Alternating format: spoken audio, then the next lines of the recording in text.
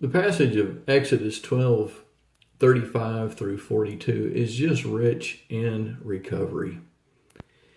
For a few minutes, we're going to use the Recovery Bible, the New Living Translation, to break this down. I kind of got this idea because my dad had an old King James Bible that he had marked from front to back. And I noticed that he had marked and read just about every book in the Bible. And so I thought, what if I take a look at this and study it out? Study it in a recovery context. This is kind of a long passage, so just bear with me, and I think you will be blessed. Verse 35 says, "And the people of Israel did as Moses had instructed. They asked the Egyptians for clothing and articles of silver and gold. The Lord caused the Egyptians to look favorably on the Israelites, and so they gave the Israelites whatever they asked for. They stripped the Egyptians of their wealth." A little background is kind of important.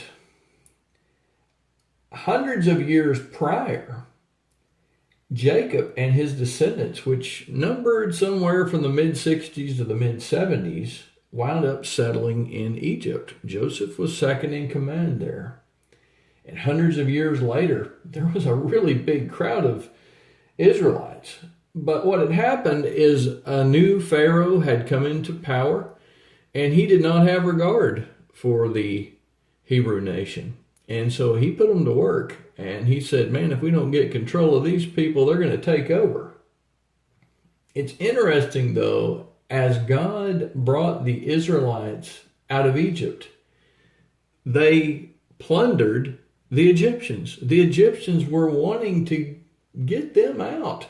They had just experienced the plagues, and they were ready to see the Israelites move on, and God certainly was ready for that. Moses had come to lead them out.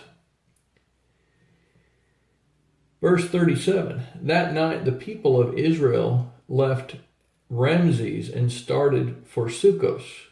There were about 600,000 men, plus all the women and children." This is the point where my dad had written into the margin in his King James Version. He had written 430 years, 600,000.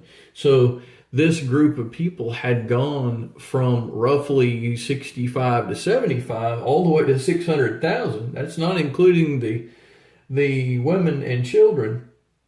And they had been in captivity in this foreign land for 430 years. Verse 37 says, "A rabble of non-Israelites went with them, along with great flocks and herds of livestock." By the way, rabble, that's not a very complimentary term. These are basically troublemakers. Some commentaries say that these people came along with the Israelites because they thought they were going to reach the land of milk and honey. And some other people just basically said they were just bumming off the Israelites, period. And in Numbers, these were some of the same people that are thought to have been complaining about the lack of food. We hate this manna. What is this stuff?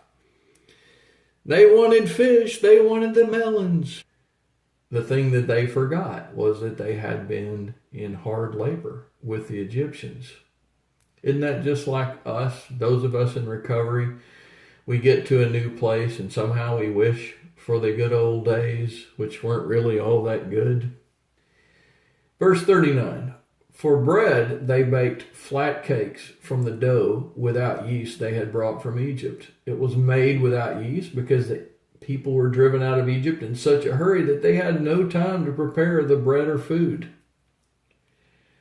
The interesting historical perspective about this is that on the night that Jesus broke the bread, gave thanks, and told his disciples, "Take, eat, and this is my body," he was telling them about his redemption, his plan to redeem all people. But in their mind, they were thinking about this event because this was the Feast of Unleavened Bread. Interesting context. Verse 40 says, the people of Israel had lived in Egypt for 430 years. In fact, it was on the last day of the 430th year that all the Lord's forces left the land. On this night, the Lord kept his promise to bring his people out of the land of Egypt. So this night belongs to him, and it must be commemorated every year by all the Israelites from generation to generation. And so it was. It was part of the Feast of the Passover. It's easy when we are in recovery or in need of recovery to think, man, how long is this going to last? But patience is the answer, because God is in charge. His promises are true. And so it's my job every day to talk to God and say, God, what's your will for me today? Give me the power to carry that out. Lead me. I will have the obedience to follow the path that you're blazing into the future for me, just like he did for the Israelites leaving Egypt.